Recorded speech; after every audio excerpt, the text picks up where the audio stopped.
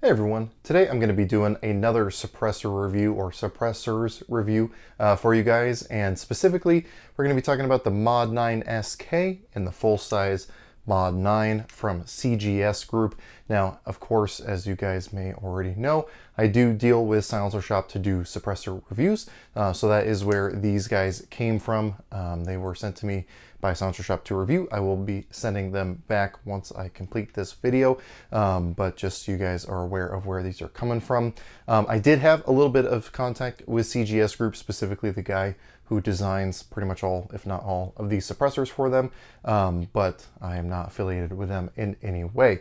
I figure I should probably let you guys know why I decided to go with these guys for my next review, and that is because let's see, this is now the third set of reviews that I've done for CGS Group suppressors, and I've been really impressed by them and what I've seen from them and the performance, design, all that kind of stuff, and it just kind of made me want to keep digging a little bit deeper into their product line.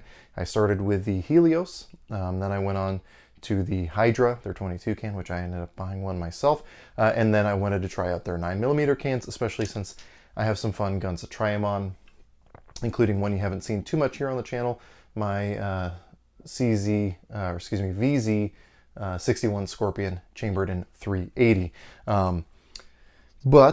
Before we get too far into this review, let's go ahead, cut in some shooting footage, and we'll talk a little bit more about these cans.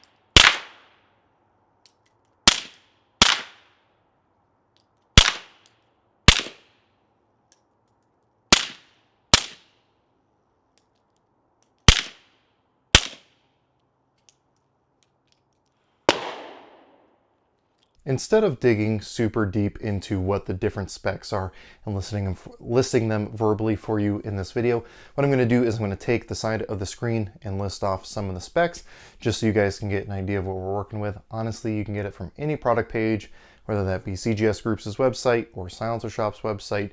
That information is available, but for sake of completeness, we'll include that here. Feel free to pause if you want. But if you're like me, probably the first question you had, looking at these two suppressors together, is with the prevalence of modular suppressors on the market, especially in the pistol caliber realm, why did CGS Group go with two separate suppressors instead of one modular suppressor that you can either lengthen or shorten depending on the application you have in mind? And that's actually one of the things that I contacted them directly about, just to kind of pick their brain, figure out what their logic was, because I figured it wasn't something frivolous they decided to do. There had to be a reason for it. And from what they told me, every single suppressor they design, with the exception of the rimfire 45 cans, comes directly from the needs of people in special operations or that kind of work. And so they didn't really set out to design, a general 9mm suppressor. They were brought basically a list of requirements. This is what we're looking for, and then they brought suppressors that filled both of those roles. And he did bring up a really good point, and it is something that I have noticed myself as well, and that is most people, once they get settled into suppressors, even when they have modular suppressors, is they don't really go back and forth very often. You get it in the one configuration you find you like, and then they just kind of stick that way, in that modularity isn't pointless, but you're not exercising that freedom like you would, if like you think you will, at least when you purchase them. And I can go back to one of my earlier reviews with the Q Erector, which is one that you can add as many or as few baffles as you want to. And I always found myself just shooting it always with all the baffles attached, because it just kind of seemed pointless to do it otherwise. So I've definitely experienced that myself, and I definitely understand where they're coming from in that respect. So just to answer the question that I'm sure is already on a lot of your minds before we get too deep here. Now, that being said, these are basically the same suppressor from at least the midpoint back. The full-size Mod 9 just has extra baffles versus the Mod 9 SK, which, if I remember correctly, is only 3 baffles deep in here. And obviously you get more, almost twice the overall length with the full-size Mod 9 over the SK. So for sake of brevity, when I'm going to be talking about these cans, I'm just going to hold one up because it's going to be a little bit easier for me logistically.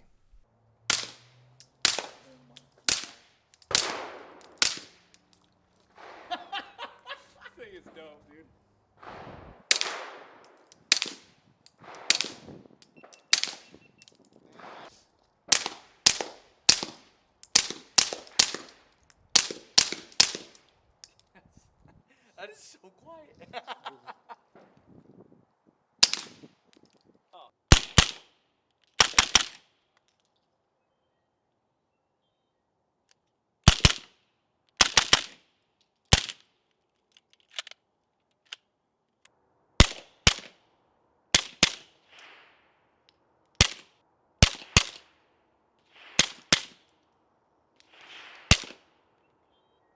Now, while I'm going to go into depth of what my subjective experience was shooting these suppressors on a couple different guns, I want to just talk about first why you might choose one of these suppressors over one of the other suppressors on the market. Again, especially considering that you're either getting it in a long or short configuration and not both. So one thing that I've really grown to appreciate about CGS, and one of the reasons I keep going back to their suppressors, is they are very well thought out designs. Again, it's not just like someone decided, well, hey, we have a 5.56 suppressor, let's just bore it up to 30 caliber and call it a day. We don't, or a 5.56 can and turn it into a serviceable 9mm can and call it a day. There is an immense amount of thought and a very deliberate approach to each of these suppressors that I really, really appreciate from the end user perspective. So one of those things that I noticed pretty much immediately when I started shooting is the effective lack of a first round pop. For those of you not familiar with shooting suppressors, typically when you're shooting out of a suppressor, especially a pistol caliber suppressor, the very first round you fire is going to be noticeably louder than every subsequent shot in that string of fire. Once it kind of returns the ambient air pressure inside, you're going to get that first round pop all over again. However, they redesigned the piston on these guys to, again, from my perception as a shooter, eliminate first round pop. Now, if you had a sound meter, there might be a measurable difference between the two, but at least from my subjective human ears, I really couldn't notice a difference between the first round and subsequent rounds with either the Mod 9 or Mod 9 SK. So a really, really neat design on that piston. Again, they're not just making a piston, there's a lot of thought that goes into that.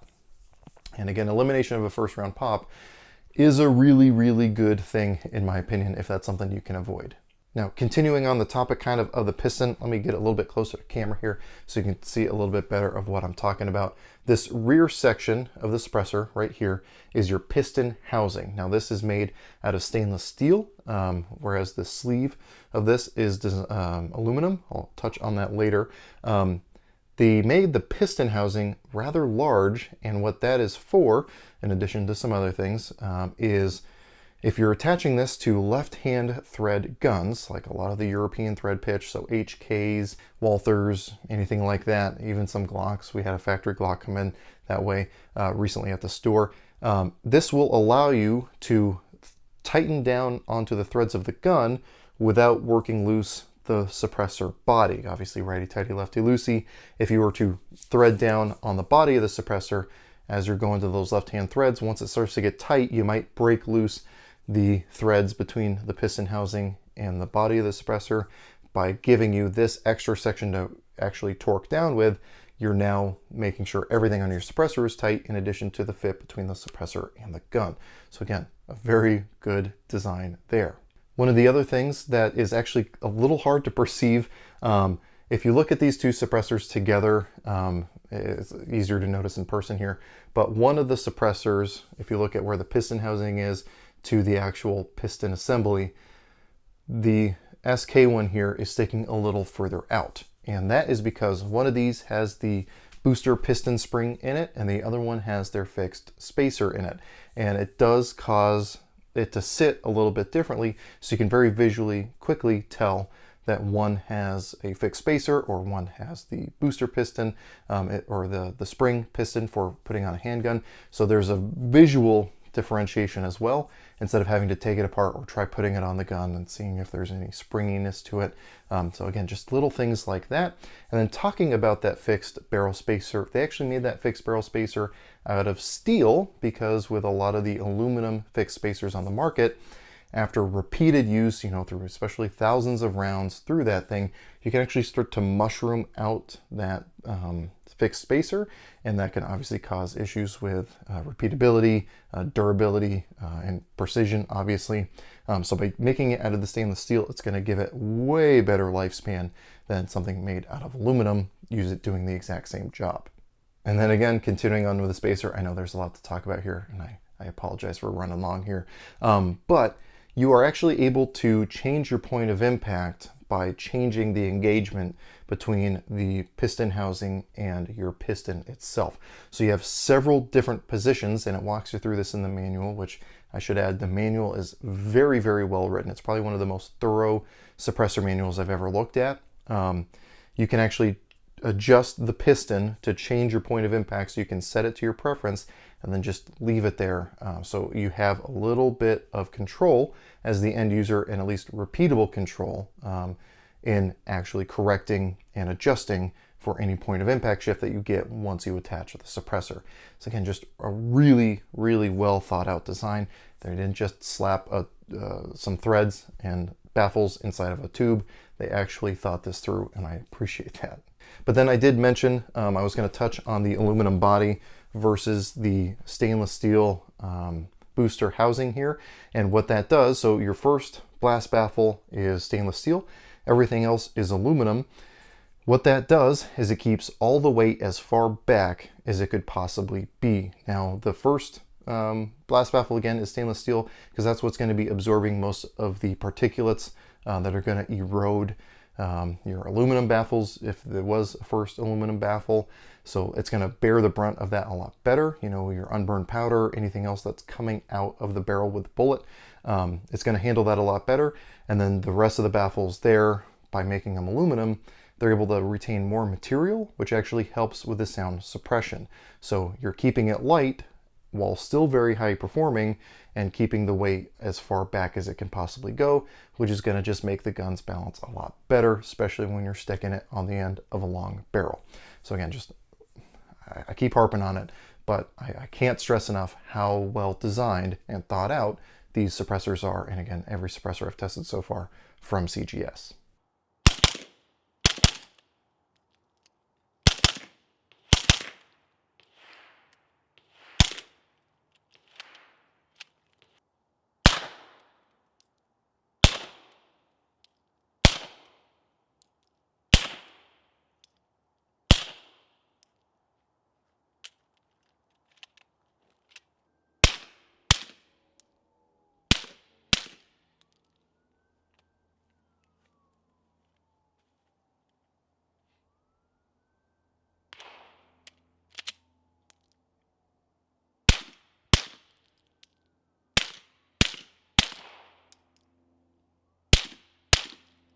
So like I said at the beginning of the video, I ran these suppressors quite a bit on both, well, on my MP5K clone from Zenith Firearms, my VZ61 Scorpion, along with my Glock 19 Gen 4.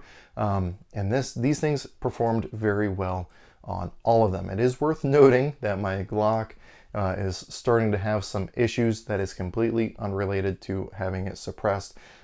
Basically, that thing has had a very long life behind it, and the springs are starting to go out. I have already ordered a complete replacement spring kit just to return that thing back to basically factory new as far as springs are concerned. So you are going to see some malfunctions in that, just for sake of completeness.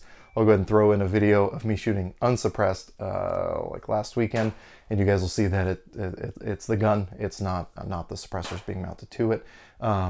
For what that's worth, shoot your guns enough and they'll eventually start wearing out and you have to replace parts. Anyway, but I was very, very happy with the performance that I got on both of them. Now, obviously there is a difference. I have heard, I guess just saying this right now, don't ever just listen to my opinion on something. Try to get as many sources of opinion as you can. The NFA Review channel has done a video comparing these two suppressors, and according to him, when you shot the SK wet and the Mod 9 full size dry, he said, if I interpreted his video correctly, that there was very little discernible difference in sound quality between the two of them. I can't say that has been my experience. So let me just, I guess, lay my cards on the table and we'll break it down a little bit more. In my opinion, if you're looking for a suppressor that is going to make your 9mm guns hearing safe, you want the full-size Mod 9. If you're looking for a suppressor that's going to take the edge off while not necessarily making it hearing safe, and also size and weight is of the utmost importance to you, get the SK. So not quite hearing safe, but it definitely takes the edge off. This one, from my experience on all guns, including with supersonic ammo, makes the guns hearing safe, or at least definitely not uncomfortable to shoot. So again, just that's kind of my cards on the table. If that's all you needed to hear, I guess you can click away now, but I'd appreciate you sticking around and at least letting me explain that a little bit more. So when I first started shooting with the full-size Mod 9, I was very happy with the sound quality. Again, I immediately noticed a lack of first round pop. Again, it might be a measurable first round pop, but not discernible to my ears. And I was able to shoot this without hearing protection, no problem. Then I went ahead and attached the Mod 9 SK to my MP5K down there, and even shooting subsonic ammo, I shot a couple rounds without hearing protection on and immediately decided to go put them on when shooting the SK, just because while it wasn't painful, it was definitely not comfortable to shoot without ears on.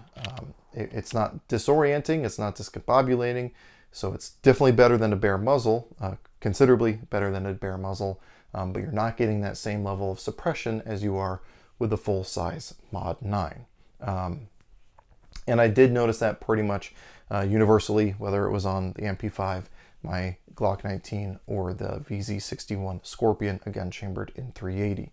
But again, that is just my experience, and it is worth mentioning that where I shoot is basically kind of a bowl in front of you, so a lot of that noise is being reflected back. You know, if you look at the NFA Review channel stuff, he's shooting in an open field, so that sound has a lot. It's not being reflected back. He's not getting that back at him as much as I am. So that is obviously going to change my perception. So just to keep that in mind. So again, while they're both very high performing suppressors, you really have to decide what's most important to you. And I know there's probably people thinking, well, why would I want a suppressor like the SK that I would have to shoot with hearing protection? And again, for some people, size and compactness is the most important thing. So as an example, one of my coworkers has a Scorpion Micro that he has SBR'd. It's got a folding stock on it, and he wants something that he can have nice and small and compact that fits in a bag with a suppressor attached to it. And he actually went out and purchased himself one of the Mod 9 SKs. So he was going for something of utmost shortness and compactness, and we have all done some night vision shooting together, and with this on there, it is a drastic reduction in noise and flash that he would otherwise be dealing with just a bare muzzle or a muzzle device of some sort. So for what he is looking for, this fit the bill perfectly. He wasn't looking for something to just be totally quiet. He just wanted something to take the edge off, reduce the flash signature, and be a very compact overall package. And that's again where this fit perfectly. For most recreational shooters, you're looking for something that's going to actually make it hearing safe, make it pleasant to shoot, and you're not that worried about length and weight. So if that is the case, the full-size Mod 9, again, is a fantastic suppressor. And again, they both have that very well thought out design. So again, you just have to figure out what your needs are. One thing I also want to say, again, just in addition to checking out other reviewers, there is a site called Pew Science that does some very, very good sound testing. Like the equipment they're using far surpasses anything else I've seen. It's probably the most substantive data available online regarding suppressors for the actual nitty-gritty numbers. They are doing a write-up, if they haven't already, on the Mod 9S case, so definitely keep an eye on their site to see when they release that stuff, if it's not already, depending on when you're seeing this and when I get it posted finally. So take that in consideration. Definitely check out those numbers, because again, that's going to be, I can only give you my subjective experience. That can actually give you very concrete data regarding the sound performance of these two suppressors.